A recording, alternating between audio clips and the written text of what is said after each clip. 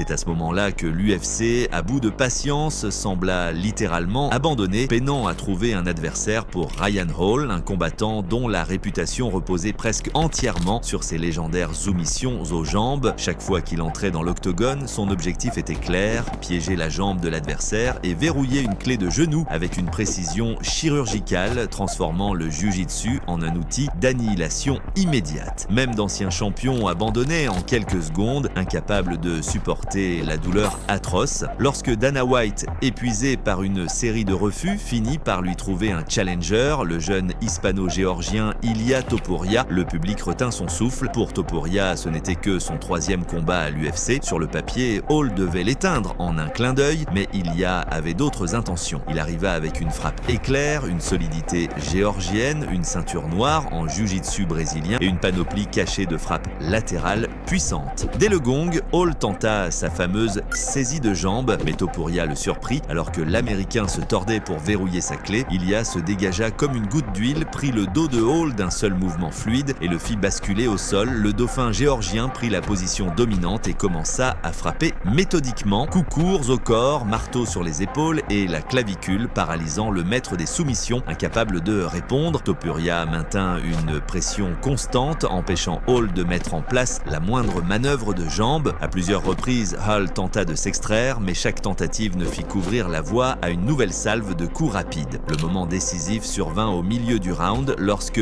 Ilia intercepta une nouvelle tentative de saisie de jambe, l'envoya violemment au sol, puis enchaîna un ground and pound brutal jusqu'à ce que l'arbitre intervienne. L'arène explosa. On venait d'assister à une véritable surprise. Le roi des soumissions venait d'être vaincu sur son propre terrain. Ce combat prouva que même l'arme la plus redoutée, si elle reste prévisible, peut être neutralisée avec du cœur, de la précision et un sens du timing parfait.